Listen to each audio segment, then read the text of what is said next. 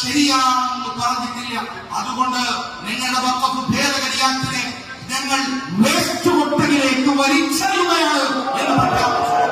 വഖഫ് സംരക്ഷണത്തിന്റെയും ഭരണഘടനാ സംരക്ഷണത്തിന്റെയും സ്വാതന്ത്ര്യ സമരത്തിന്റെ ചൂടുപോകാത്ത പണ്ഡിതന്മാരുടെ കരുത്തിന് ശോഷണം സംഭവിക്കാത്ത ഉമറാക്കളുടെ സാധാരണ പ്രവർത്തകരുടെ കരുത്തിന് ശോഷണം പറ്റാത്ത ഒരു ഉമ്മത്ത് ജനാധിപത്യപരമായ മാർഗത്തിൽ ഭരണഘടനാബദ്ധമായി രാജ്യത്തിന്റെ ഭരണഘടനക്കും ആശയാദർശത്തിനധിഷ്ഠിതമായി മതസ്വാതന്ത്ര്യത്തോടെ മുസ്ലിങ്ങൾക്ക് മാത്രമല്ല ഈ രാജ്യത്തിലുള്ള മുഴുവൻ ആളുകൾക്കും ജീവിക്കുവാനുള്ള സ്വാതന്ത്ര്യത്തിന് വേണ്ടി ഏതറ്റം വരെയും പോകുമെന്ന് പ്രഖ്യാപനം ചെയ്തുകൊണ്ട് എന്റെ ചെറിയ വാക്കുകൾക്ക് വളരെ വിനീതമായി ബഹുമാനപ്പെട്ട ദക്ഷിണ കേരള ജംഇയ്യത്തുൽ ഉലമയെ പ്രതിനിധാനം ചെയ്തുകൊണ്ട് ഞാൻ വാക്കുകൾ ദീർഘിപ്പിക്കുകയില്ല. ബഹുമാനപ്പെട്ട സ്വാഗത പ്രഭാഷകൻ ഡാനിമി ഉസ്താദ് പറഞ്ഞു വെച്ചതുപോലെ ഇതാരെയും ചില സോഷ്യൽ മീഡിയയിൽ പല നിലക്കെഴുതിയവരുണ്ട്. അതൊക്കെ അവരുടെ സങ്കല്പനകളാണ്, അവരുടെ സ്വയംഭരണമായ രചനകളാണ്. ഈ സദസ്സിന് ഒരു എതിർ അജണ്ടകളും ഒരു ആന്റി അജണ്ടകളും ഈ ബഹുമാനപ്പെട്ട സദസ്സിലില്ല. ഭരണഘടനാ സംരക്ഷണം, വഖഫ് സംരക്ഷണം എന്ന ഒരൊറ്റ മുദ്രാവാക്യത്തിൽ സംഘടിപ്പിച്ചിരിക്കുന്ന ഈ സദസ്സിന് ബഹുമാനപ്പെട്ട ദക്ഷിണ കേരള ജംഇയ്യത്തുൽ ഉലമയുടെ എല്ലാ ഭാഗതയും പ്രതിനിധീകരണവും എന്റെ ബഹുമാനപ്പെട്ട നേതാക്കളാകുന്ന ധാരാളം ഉസ്താദുമാർ ജംഇയ്യത്തുൽ ഉലമയുടെ നൂറുകണക്കിന് മഹല്ലുകളിൽ നിന്നും എറണാകുളം ജില്ലയിൽ നിന്നും രാവിലെ മുതൽ പുറപ്പെട്ടിരിക്കുന്ന ബഹുമാനപ്പെട്ട ജംഇയ്യത്തുൽ ഉലമയുടെ മേഖലകളുടെ മണ്ഡലങ്ങളുടെ മഹല്ലുകളുടെ ഭാരവാഹികളും ഉസ്താദുമാരും മുത്തഅല്ലിമീങ്ങളും പ്രവർത്തകന്മാരുമാകുന്ന ആയിരക്കണക്കിന് പ്രവർത്തകരുടെ സാന്നിധ്യത്തിൽ ഈ സദസ്സിലുള്ള എല്ലാ ഭാഗതയും പ്രഖ്യാപനം ചെയ്തുകൊണ്ട് ചെറിയ വാക്കുകൾക്ക് അല്ല വലിയ വാക്കുകൾക്ക് വിരാമം കുറിക്കുന്നു. അസ്സലാമു അലൈക്കും വറഹ്മത്തുള്ളാഹി തആല വബറകാതുഹു. അഭിസംബോധന ചെയ്യുവാനും ഏറ്റെടുക്കുവാനും അഹ്ലുസുന്നത്തിന്റെ പണ്ഡിത സമൂഹത്തിന് ഉത്തരവാദിത്വമുണ്ട്. അത്തരം അജണ്ടകൾ നിർവഹിക്കുമ്പോൾ, അത്തരം പദ്ധതികൾ ഉണ്ടാകുമ്പോൾ, അത്തരം നിർണയങ്ങൾ ഉണ്ടാകുമ്പോൾ ആ നിർണയങ്ങളിൽ നിന്നും പദ്ധതികളിൽ നിന്നും അജണ്ടകളിൽ നിന്നും സുന്നത്ത് ജമാഅത്തിന്റെ പ്രവർത്തകർക്ക് മാറി നിന്നുകൊണ്ട് വ്യത്യസ്ത സംഘടനകളിൽ പ്രവർത്തിക്കുന്നവരാണെങ്കിലും മഹാന്മാരായ വ്യത്യസ്തരായ സാധാത്തുക്കളും ഉലമാക്കളും നേതൃത്വം നൽകുന്നവരാണെങ്കിലും അജണ്ടകൾ നിർദ്ദിഷ്ടമായി സമുദായത്തെയും സമൂഹത്തെയും ഒറ്റച്ചരടിൽ കോർത്ത മുത്തുമണികളെ പോലെ നയിക്കേണ്ടുന്ന ഒരു സാഹചര്യം ഉണ്ടായാൽ അതിനെ അഡ്രസ് ചെയ്യുവാനും നയിക്കുവാനും സുന്നത്ത് ജമാഅത്തിന്റെ നേതാക്കൾക്ക് ഉത്തരവാദിത്വമുണ്ട്. ആ ഉത്തരവാദിത്വത്തിന്റെ മഹത്തരമായ നാന്ദിയാണ് എറണാകുളം ജില്ലയിൽ തുടക്കം കുറിച്ചിരിക്കുന്നത്. ആ ഉത്തരവാദിത്വത്തിന്റെ മഹനീയമായ നാന്ദിയാണ് എറണാകുളം ജില്ലയിൽ തുടക്കം കുറിച്ചിരിക്കുന്നത്. ആ ഉത്തരവാദിത്വത്തിന്റെ അതിമഹത്തരമായ സമുന്നതമായ നാന്ദിയാണ് ഈ പരിശുദ്ധമായ ഈ പട്ടണത്തിൽ പവിത്രമായ സാധാത്തുക്കളുടെ ഉലമാക്കളുടെ നേതൃത്വത്തിൽ മഹല്ല് ജമാഅത്തിന്റെ ഭാരവാഹികളുടെ നേതൃത്വത്തിൽ വളരെ സക്രിയമായി സംഘടനാ രംഗത്ത് പ്രവർത്തിക്കുന്ന പ്രവർത്തകന്മാരുടെ സാന്നിധ്യത്തിൽ നാം ക്ഷണിച്ചതിനേക്കാളേറെ, നാം പ്രതീക്ഷിച്ചതിനേക്കാളേറെ, ആയിരമല്ല പതിനായിരമല്ല ഈ മജ്‌ലിസിൽ ഉൾക്കൊള്ളാൻ സാധ്യമല്ലാത്ത വിധത്തിൽ പതിനായിരക്കണക്കിന് ആളുകളോട് സംഗമിക്കുമ്പോൾ ആ മഹത്തരമായ പ്രവർത്തനം അതതിന്റെ പൂർണ്ണമായ അന്വർത്ഥനയിലേക്ക് പ്രവേശിച്ചു എന്ന് ഈ സദസ്സ് തന്നെ സ്വയം അടയാളപ്പെടുത്തുകയാണ്. നാം ഭരണഘടനയുടെ സംരക്ഷണം എന്ന് ഉച്ചത്തിൽ പറയുമ്പോൾ എന്തുകൊണ്ടാണ് നമ്മൾ ഭരണഘടന സംരക്ഷിക്കണമെന്ന് പറയുന്നത്? നമ്മുടെ രാജ്യത്തിന് ഒരു സ്വാതന്ത്ര്യ സമരമുണ്ടായി. ഞാൻ ദീർഘമായി പറയുന്നില്ല. മഹാരന്മാരായ സാധാത്തുക്കളും ഉലമാക്കളും ഇവിടെ ഏറെ സംസാരിക്കുവാനുണ്ട്. അവരുടെ വാക്കുകൾക്ക് നമ്മൾ കാതുറക്കുകയാണ്. അതുകൊണ്ട് തന്നെ പരിമിതമായ ചില കാര്യങ്ങൾ മാത്രം സൂചിപ്പിച്ച് ഞാൻ എന്റെ വാക്കുകൾക്ക് വിരാമം കുറിക്കാം. എന്തുകൊണ്ടാണ് ഭരണഘടനയുടെ സംരക്ഷണത്തെ നാം മുദ്രാവാക്യമായി സ്വീകരിച്ചത്? എന്തുകൊണ്ടാണ് ഭരണഘടനയുടെ സംരക്ഷണം എന്നത് ഈ സമ്മേളനത്തിന്റെ പ്രധാനപ്പെട്ട പ്രമേയമായി നമ്മൾ ഉയർത്തി പറയുവാനുള്ള കാരണം എന്താണ്? നമ്മുടെ ഭരണഘടന നമുക്ക് രൂപീകൃതമായത് രാജ്യത്തിന്റെ സ്വാതന്ത്ര്യ സമരത്തിന്റെ പശ്ചാത്തലത്തിലാണ്. രാജ്യത്തിന്റെ സ്വാതന്ത്ര്യ സമരം രണ്ട് പ്രധാനപ്പെട്ട നേട്ടങ്ങൾ ഈ രാജ്യത്തിന് നൽകിയിട്ടുണ്ട്. ഒന്നാമത്തത് the define of our nationalism. നമ്മുടെ ദേശീയതയെ നിർവചിച്ചത് നമ്മുടെ സ്വാതന്ത്ര്യ സമരമായിരുന്നു. നമ്മുടെ ദേശീയതയെ നിർവചിച്ചത് നമ്മുടെ സ്വാതന്ത്ര്യ സമരമായിരുന്നു. എന്നെ കേൾക്കുന്ന മുഴുവൻ സഹോദരന്മാരും നിങ്ങൾ ഇത് കേൾക്കുക മാത്രമല്ല, ലോകത്തിന് മുമ്പിൽ നിങ്ങൾ പ്രചരിപ്പിക്കുകയും വേണം. നിങ്ങൾ ഒരിക്കലും ഒരു വ്യക്തികളല്ല. ഇന്ന് ഓരോ വ്യക്തികളും സോഷ്യൽ മീഡിയയിൽ അന്വർത്ഥപൂർണമായി, ക്രിയാത്മകമായി, പ്രയോജനപ്രദമായി ഇടപെടുമ്പോൾ ഒരു വ്യക്തി ഒരു പ്രസ്ഥാനമായി വളരുകയാണ്. നമ്മുടെ സ്വാതന്ത്ര്യ സമരം നമുക്ക് നൽകിയത് നമ്മുടെ രാജ്യത്തിന്റെ ദേശീയതയെ നിർവചിച്ചു. എങ്ങനെയാണ് ദേശീയതയെ നിർവചിച്ചത്? ലോകത്തിൽ ഒരുപാട് രാജ്യങ്ങളുണ്ട്. ആ രാജ്യങ്ങൾക്ക് അവരുടേതായ ദേശീയതകളുണ്ട്. ആ ദേശീയതകൾ അവിടത്തെ ഭൂരിപക്ഷ മതത്തെ അധികരിച്ചുകൊണ്ടോ അവർ സംസാരിക്കുന്ന ഭാഷ അനുകരിച്ചുകൊണ്ടോ അവരുടെ സാമ്പ്രദായികമായ രീതികളെ അവലംബിച്ചുകൊണ്ടോ കടന്നു വരുമ്പോൾ ഇന്ത്യ രാജ്യത്തെ സംബന്ധിച്ചിടത്തോളം ഏതെങ്കിലും മതത്തെ അടിസ്ഥാനപ്പെടുത്തിയല്ല, വർഗത്തെ അടിസ്ഥാനപ്പെടുത്തിയല്ല, നിറത്തെ അധികരിച്ചുകൊണ്ടല്ല, ഭാഷാബന്ധമായിട്ടല്ല, അങ്ങനെയൊന്നും ഇന്ത്യ രാജ്യത്തിന്റെ നാഷണലിസം ഉണ്ടായിട്ടില്ല. അങ്ങനെ ഏതെങ്കിലും ഒരു മതത്തിന്റെ ഐഡന്റിറ്റിയിലോ ഭാഷയിലോ വർഗത്തിലോ നിറത്തിലോ സംസ്കാരത്തിലോ സാമ്പ്രദായിക രീതിയിലോ ഒരു രാജ്യത്തിന്റെ നാഷണലിസം ഡിഫൈൻ ചെയ്താൽ ഉണ്ടാകുന്ന ഏറ്റവും വലിയ അപകടം എന്താണ്?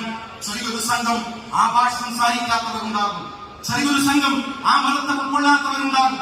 അങ്ങനെ ആ മതത്തെ ഉൾക്കൊള്ളാത്ത, ഭാഷയെ ഉൾക്കൊള്ളാത്ത, സംസ്കാരത്തെ സ്വീകരിക്കാത്ത, സാമ്പ്രദായിക രീതികളെ പിൻപറ്റാത്ത ആളുകൾ ആ നാഷണലിസത്തിൽ നിന്നും ആ ദേശീയ സങ്കല്പനയിൽ നിന്നും പുറത്താകും. എന്നാൽ ഇന്ത്യ രാജ്യത്തിന്റെ ദേശീയത ഉലകപ്പെട്ടത് ബ്രിട്ടീഷുകാർക്കെതിരെയുള്ള സമരം. അവരിൽ ധാരാളം ആളുകൾ ഈ ലോകത്ത് നിന്ന് വിട പറഞ്ഞുകൊണ്ട് ഖബറിന്റെ ഉള്ളകങ്ങളിൽ താമസിക്കുന്നവരാണ്. അവർക്കെല്ലാവർക്കും സന്തോഷത്തിന്റെ പ്രധാനമായി മഹത്തരമായ ആനന്ദങ്ങളും സ്വർഗീയമായ അനുഭൂതികളുമായി ഈ സദസ്സിനെ അല്ലാഹു പ്രദാനിക്കുമാറാകട്ടെ. ആമീൻ യാ റബ്ബൽ ആലമീൻ എന്ന ആമുഖമായി ദുആ ചെയ്യുകയാണ്. നമ്മുടെ ഭരണഘടനയുടെ സംരക്ഷണം പ്രഖ്യാപിച്ചുകൊണ്ടും വഖഫ് സംബന്ധിയായി 2025 പാർലമെന്റിന്റെ ഇരുസഭകളിൽ പാസാക്കുകയും രാജ്യത്തിന്റെ രാഷ്ട്രപതി ദ്രൗപദി മുർമു അതിൽ സിഗ്നേച്ചർ പതിപ്പിച്ചതോടുകൂടെ നിയമമായി മാറുകയും ചെയ്ത വഖഫ് ബില്ല് രാജ്യത്തിന്റെ വഖഫ് മുതലുകളെ അപഹരിക്കുന്നതാണ് എന്ന് ലോകത്ത് പ്രഖ്യാപനം ചെയ്തുകൊണ്ട് വഖഫ് സംരക്ഷണത്തിന് വേണ്ടിയും സംഗമിച്ചിരിക്കുന്ന ഒരു വേദിയിലാണ് നാം എല്ലാവരും ഉള്ളത്. രണ്ട് പ്രമേയങ്ങൾ ഈ മഹത്തായ സദസ്സ് ഉയർത്തിപ്പിടിക്കുന്നുണ്ട്. ഒന്ന് ഭരണഘടനയുടെ സംരക്ഷണമാണ്, രണ്ടാമത്തത് വഖഫിന്റെ സംരക്ഷണമാണ്. ഈ രണ്ട് പ്രമേയങ്ങളെയും ഉയർത്തിപ്പിടിച്ചുകൊണ്ട് കേരളത്തിൽ മാത്രമല്ല, കേരളത്തിന്റെ പുറത്തും, കേരളത്തിന്റെ പുറത്ത് എന്ന് പറയുമ്പോൾ ഇന്ത്യ രാജ്യത്ത് മാത്രമല്ല, ഇന്ത്യ രാജ്യത്തിന്റെ പുറത്തും അനവധിയായ പോഷക പ്രസ്ഥാനങ്ങളിലൂടെ പ്രവർത്തന നിരതമായിട്ടുള്ള ബഹുമാനപ്പെട്ട കേരളത്തിലെ അഗ്രശ്രേണിയരായ മഹാന്മാരായ സാദാത്തുക്കളും ഉലമാക്കളും നേതൃത്വം നൽകുന്ന 4 ജംഇയ്യത്തുകളുടെ കോർഡിനേഷന്റെ ആഭിമുഖ്യത്തിലാണ് ഈ പരിപാടി ഇവിടെ സമ്മേളിച്ചിട്ടുള്ളത്. എല്ലാവരോടും ഈ പരിപാടിയിൽ സംബന്ധിക്കുവാൻ വേണ്ടി നമ്മൾ ആഹ്വാനം ചെയ്തിട്ടുണ്ട്. ഏതെങ്കിലും ഒരു മഹല്ല് ജമാഅത്തിൽ ഇതിന്റെ ക്ഷണം എത്താതെ പോയിട്ടില്ല. ഏതെങ്കിലും ഒരു ജനവിഭാഗത്തെ, ഏതെങ്കിലും ഒരു സംഘടനാ പ്രതിനിധികളെ ഒരു പൊതുസമൂഹം എന്ന നിലയിൽ രാജ്യത്തിന്റെ ഒരു പൊതുപ്രശ്നത്തെ അഭിസംബോധന ചെയ്യുവാനുള്ള വേദി എന്ന നിലയിൽ എല്ലാ മഹല്ല് ജമാഅത്തുകളിലും ക്ഷണങ്ങളുമായി ഇതിന്റെ ഭാരവാഹികൾ, ഇതിന്റെ പ്രവർത്തകർ ജില്ലാടിസ്ഥാനത്തിലും താലൂക്ക് അടിസ്ഥാനത്തിലും മേഖലാ റേഞ്ച് അടിസ്ഥാനങ്ങളിലും പ്രവർത്തന നിരതമായപ്പോ ഏതെങ്കിലും ഒരു സംഘടനയുടെ പ്രവർത്തകരെ ക്ഷണിക്കാതിരുന്നിട്ടില്ല. എല്ലാവരെയും മഹത്തായ വേദിയിലേക്ക് ക്ഷണിച്ചിട്ടുണ്ട്.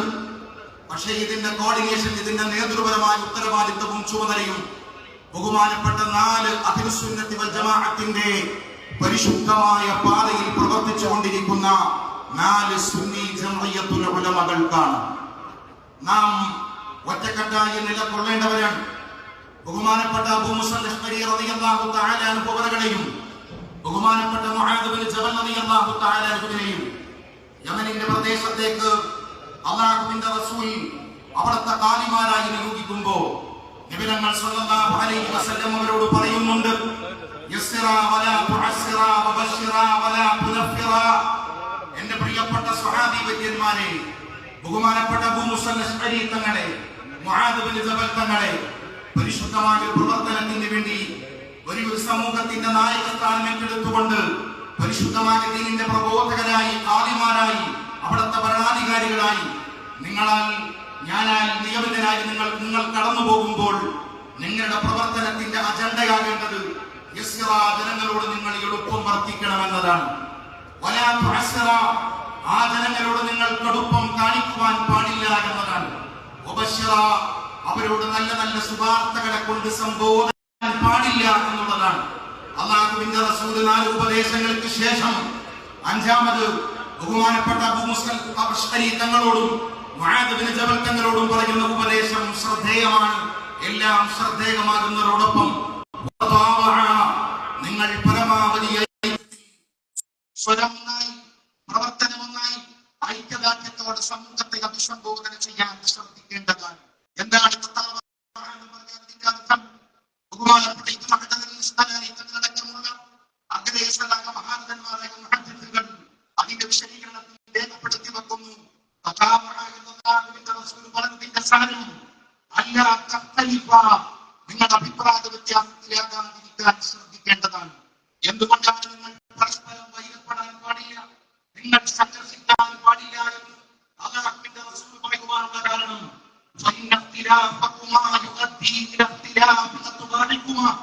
നിങ്ങൾ രണ്ടുപേരും തമ്മിൽ സമരസപ്പെടാൻ സാധിക്കാത്ത വിധത്തിൽ, ഒരിക്കലും പോലെ ഐക്യപ്പെട്ടുകൊണ്ട് ഒരുമിച്ച് കൂടാൻ പറ്റാത്ത വിധത്തിൽ നിങ്ങൾ പൂർണ്ണമായി അകന്നുപോയാൽ, നിങ്ങൾ സംഘർഷത്തിലായാൽ, അത് നിങ്ങളുടെ അനുയായി വൃന്ദങ്ങളുടെ തർക്കത്തിലും കലാശത്തിലും പ്രശ്നങ്ങളിലും കലാശിക്കുകയും